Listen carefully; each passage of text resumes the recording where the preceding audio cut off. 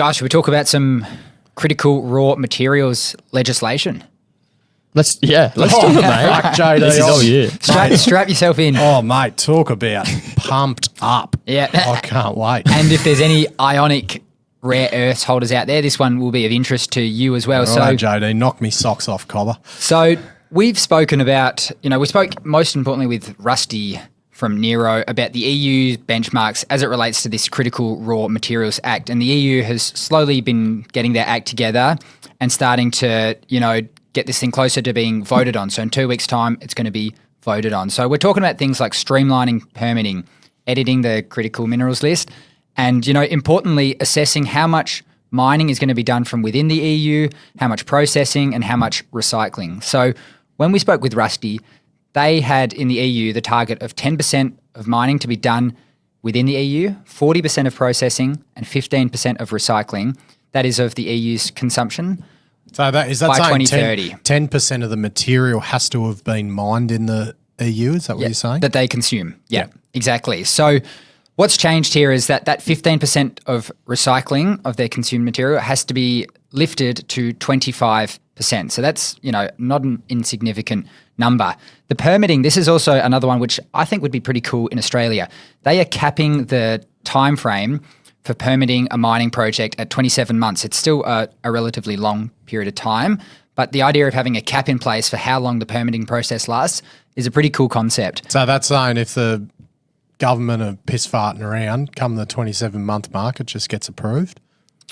Well, it's not been voted on yet, but an answer needs to be, given back to the company within 27 months. That makes such a big difference for financing because So an answer has to be given. Yeah. It just like all of a sudden as a financier, you can have way more like certainty that you're going to get, your timeliness to cash flow is so much more predictable. That makes a huge difference to financing. And on processing facilities and recycling projects, that's kept at 15 months, so 1 year shorter.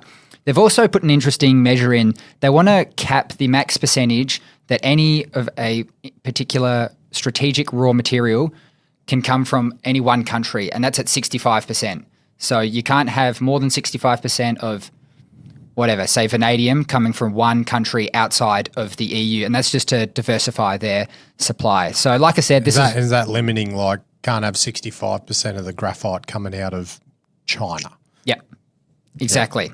And how this sort of relates to Ionic, they've obviously got their Uganda project, but they've also got a recycling plant in Belfast, and that's going to get a big tailwind from these sorts of bits of legislation. So they want to run that 24/7 by January of next year. So that's pretty soon, and they've received some government support in the past. It's only a small operation, and demand for rare earth magnet materials isn't that great from within the EU at the moment anyway, but they'll be hoping that grows along with, the scale of their operation. So all that said, the Act is a pretty good sign for them for that, secondary part to their Ugandan project. Oh, mate, that was actually pretty bloody interesting, JD. Fucking sensational. I try to make it interesting for you, mate. Cheers for that, mate. I really enjoyed